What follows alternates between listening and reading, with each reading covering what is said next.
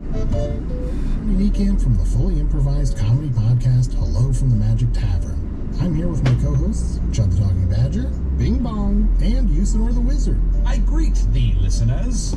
Look, I'm trapped in the magical land of Foon, so I started a podcast interviewing elves, unicorns, and other weirdos. We have great guests like Felicia Day, Jason Mantzoukas, Brennan Lee Mulligan, Amy Mann, and so many more. Oh, and I think one time we interviewed a sentient shoe? I hope it was sentient. Not to mention the evil people we've had to interview. How I hate evil. Join us as we bar crawl across the magical land of Foon. Looking for adventure. Getting caught up in escapades. Hello from the Magic Tavern is available right now on your favorite podcast app, and ad-free and with lots of bonus content on Patreon. Subscribe to Hello from the Magic Tavern today.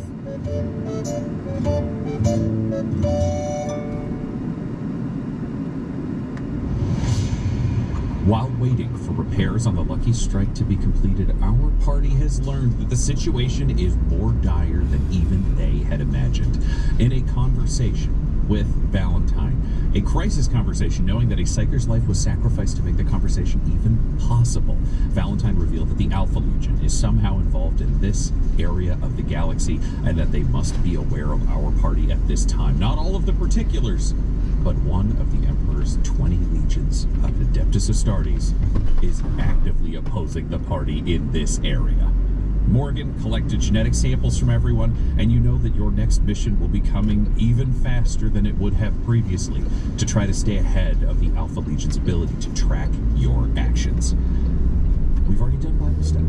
Everyone's done the training that they anticipated doing. The engines are repaired. You're waiting for your mission. And because this has been 137 days that you spent here, each of you has had time on your own, in addition to all of your duties and other things, to focus on one area of your experience to train specifically.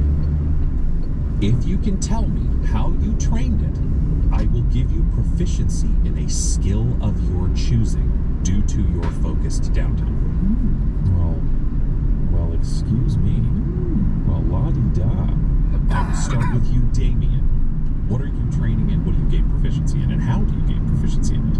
I think it's got to be athletics for Damien. I think he's very much not a physical person coming into this inquisitorial band. And I think just the constant drilling and training, even going as far back as when the judge was still here and things like that, and just all of our extra time spent, adrift between missions and things like that. I think it's just going to come naturally that drilling, repetition, training, it's going to build the athleticism component, whether he's intentional about it or not. And I think being out of the prison cell that he's been in for the last 5 years as well, even his holy labor, right? Even his repentance and those sorts of acts and labors and things like that, being in a space that he can kind of move around more freely and things like that, and he's just going to pick up, he's going to build up stamina where he didn't have stamina. And with the amount you're eating, having come from Ravenstrike, you now have a collection of better meats, more sweets, all those things. It means you have calories in a world that is always calorie light, especially coming from an isolation cell. So between food, the exercise, there's no need to roll for this. You just get it. I think the intention is not about the result, but the intention is there of through Damien's body, these acts of, again, service or self-flagellation or whatever it may be. It's just moving in his body is something that he wasn't. It's a weird privilege he didn't have for the longest time, basically being in solitary confinement. Well, you're also working on the engines, so you're lifting parts, you're moving things back and forth, you're training in combat with Solomon, you've been doing your Psyker combat drills, and Morgan's throwing random things at you. There's a lot of opportunity to move. Yeah, absolutely. The tax has been paid, but the gains are plenty. Damien the Small is joining the party. Morgan, what about you? Morgan realizing the situation with Closet and him not quite understanding flesh wounds, and then also thinking about her party going down in battle, that obviously the boys have miraculous healing. I think she wants to work both with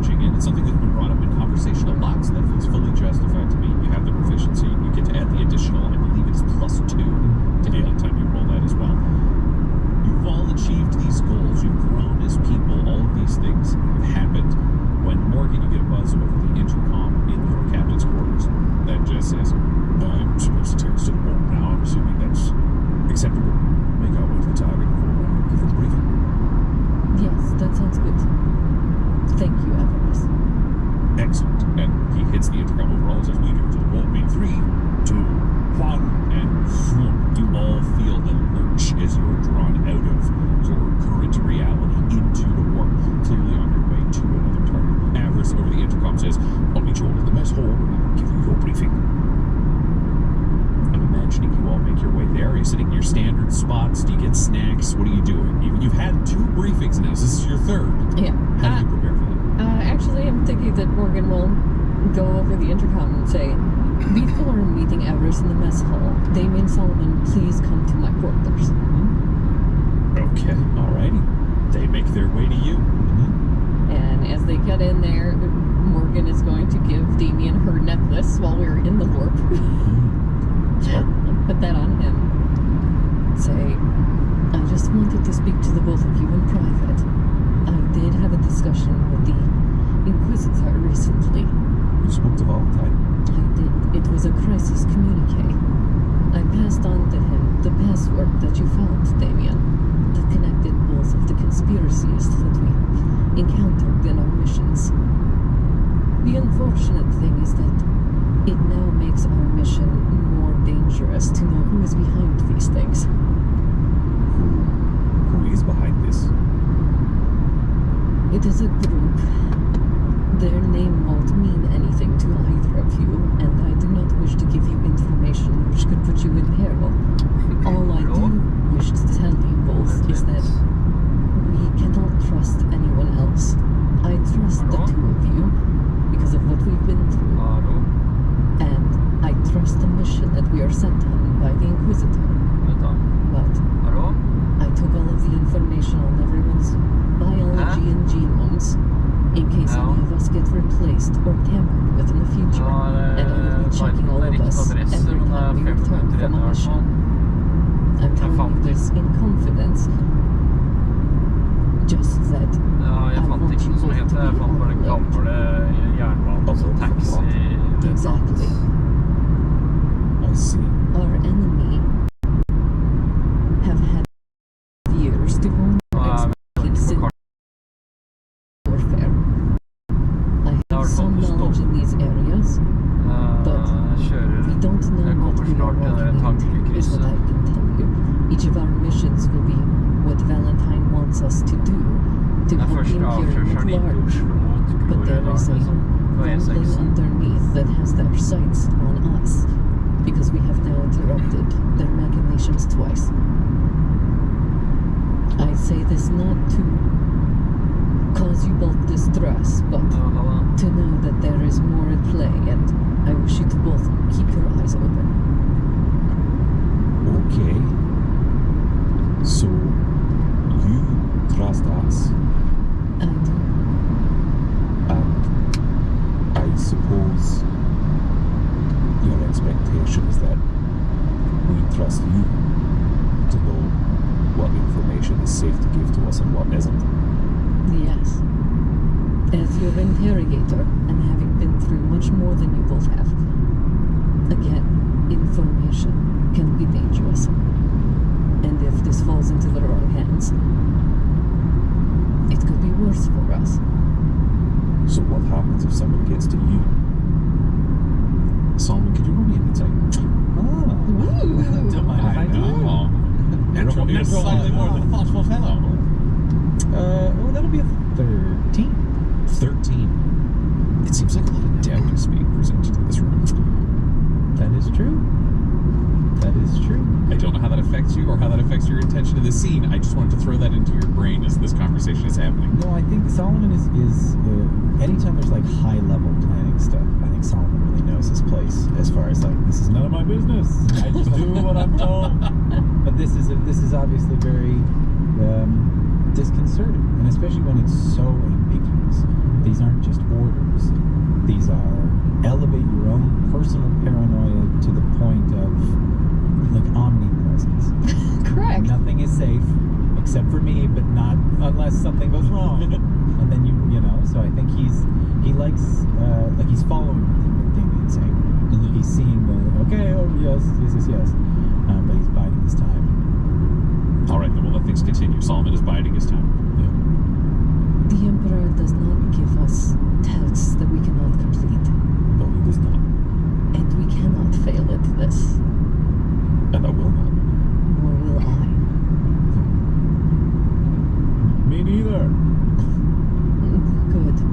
like a code word that we know because there's no one else here. It's just us. Should we establish some kind of not secret society, but a phrase or an Yes, action? Solomon, what should it be? Well, I showed Damien, and he and I came up with a sort of saying. SFU, Sanctus Fortis Unis, sanctified, fortified, unified. Well, that's us, isn't it? Yes. So we would know, you know, if when we come back on the ship, we have our code word. We say it to one another. How no one else could know it. Damien, you know that it is written on Solomon's sword. Yes, I do. And I also thought we were coming up with a code name for the enemy. I didn't realize that's okay. Yeah. This is where we're at. It is a secret you wrote onto the blade of your fancy new favorite toy. That is true. You're right. It's too obvious. We must come up with something more deceitful. I'm sorry. I'm not very good. Can you roll me a history, Solomon? Yes. This isn't my forte. I'm kind of an on your sleeve kind of guy. 14? 14. You did come up with a secret handshake. The handshake. The handshake. This was over 100 days ago. Yes. I haven't. What? I haven't been pushing it. But you remember What, huh? and then he'll take your hand, your left hand, and he'll try and make The body remembers. Yeah. So it is a handshake. It shifts to the predator grip, and then it shifts to an awkward wink. Yeah, You okay. both make Yeah. Oh, that. Yes. All right, it's a good way to test if we are ever apart and back together again and ask for a handshake. You need to do the secret handshake so we know it's you. The secret handshake of the Inquisition. And you can't say no. And he looks at That's a Damien. big perk for Solomon. He's like, you can't. It's an ID badge of sorts. Exactly. Fine. I can do the handshake. All right, now we can go see about our next mission. Unless you have questions, Damien. Well, I don't know. Is this a conversation or is this an interrogator disseminating information to our underlings? It can be both. What did Valentine say about taking the judge away? Why did he do it? I did not ask him that. You didn't ask about the judge? Didn't ask him. That was like the one thing.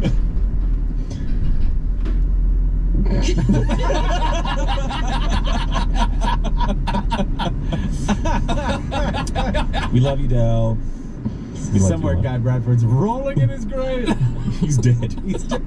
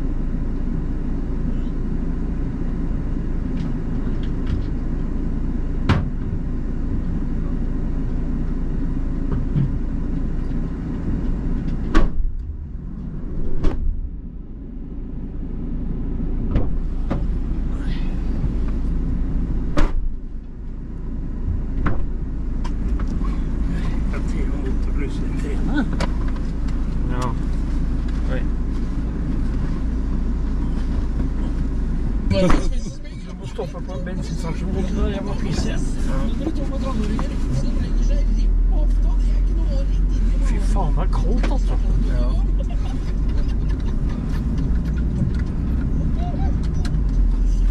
Vent litt, stopp et øyeblikk.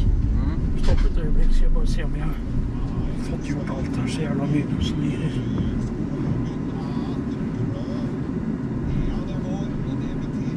Vent da.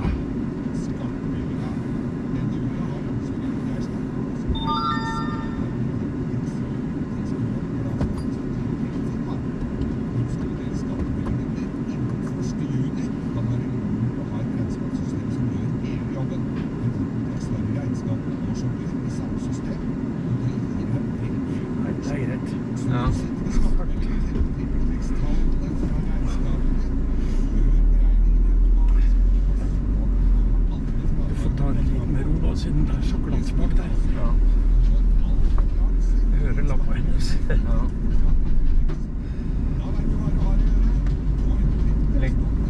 Han har lagt seg ned. Det er bra. Han har lagt på tatt til høyre her. Hæ? Jeg tror det er først å velge feil.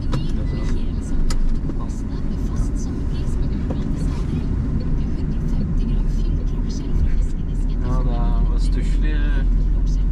Det var jo ikke mange dager med sol i det. Nei, det er som Dalmar har helt rett. Husk hva hun sa. Den norsk og svenske sommeren er årets 2 vakreste dager, sa. Ja. Her er det trist å bo, altså. Det blir, hæ? Ja. Det kommer til å bli ekspropriert og gjort til industri der, vet du. For det er jo klemt inne mellom veien og... Ja. Så her har du jo kjøttbyen og Almabru og Alfasett og...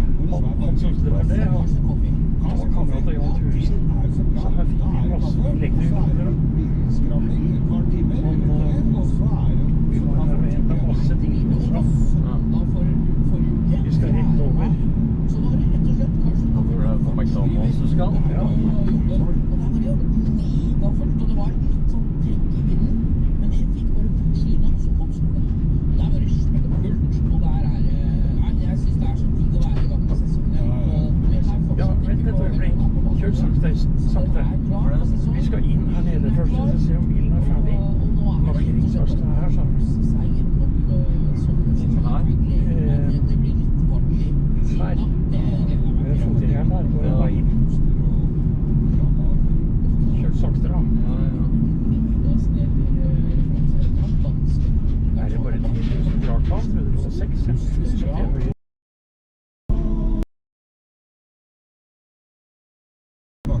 Der var vi jo sammen. Fartskriver var ikke jeg. På mandag var vi klare. Og der var metall på, det var kledd hele metall, se. Christian Flae, min tidligere gamle verkstedkompis fra Oslo, og når jeg sendte TV-videoen har bygd seg. Jeg er ikke sikker på om han sa han skulle jobbe i dag, men Rallgrå med se det er mye rart her, altså. Oi, den var brent. Oi, det er den der, jeg tror det er den bilen der jeg så, den sto brant på brua ved Økeren. Ja, det er noen halvt år siden eller et år. Hva er det fra? Jeg jobba i Pettersen, kom jeg kjørende, og så så masse røyk, og så sto en sånn bil. De gamle var jo... nei, det må ikke starte her, da. Da får du prøve å kjøre ned der og snu. Kjør inn der, så kan du slage litt med det. Ikke rygg på nå, da. Ikke det som rein snerten av kakaoen for oss. Det er bedre på Jålek. Han er så dritt i forhold. Den har brent opp. Så mye. Jeg så Mercedes som jeg kjørte på vei hjem også. For noen uker siden. Den stod og fyr, bare så panser var åpent, så flammen bare sto opp. Bil, eller? Ja, gammel Mercedes, sort Mercedes. Jeg tror det er mange som ikke har ordentlig servicebånd. Og så er det sprekk i en slange service av bensin, vet du. Så det renner ned på Malmønefolden. Er det ikke det jeg skal? Ja, sånn der. Elvis på... Altså, eller eventuelt på tidligere opptatt at Jesus kommer bort til deg. Selv om jeg anser de mulighetene for begrenset at man... Han er jo den som tydeligvis Er det ikke han artisten, det?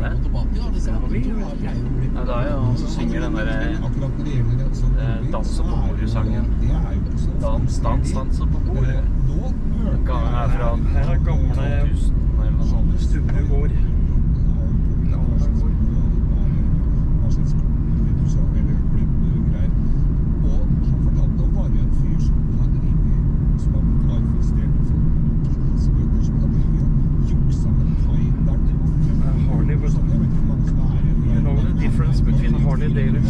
Vacuum cleaner.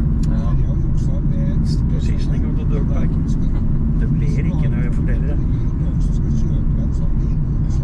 Vi stoppet jo på veien mellom Malmö og Liknes en gang, og så på Torebu. Husker du den hytta som var så fint, en sånn øy ved en sjø? Nei, jeg hadde ikke kjørt den. Så jeg kalte den Torebu, for jeg hadde liksom kjøpt den. Men de gamle går til barnebarnet i stedet. Men da kom en bil der, og så var det svær, feit heilsensel som hadde på ryggen på jakka si, og man skulle se, for han hadde hørt om at den kanskje skulle selges, så han likte ute på Altmen. Og da måtte jeg fortelle den vitsen, og Dagmar løp og satte seg i bilen, for jeg skulle få et bil. Og du ler ikke, så da vil han komme.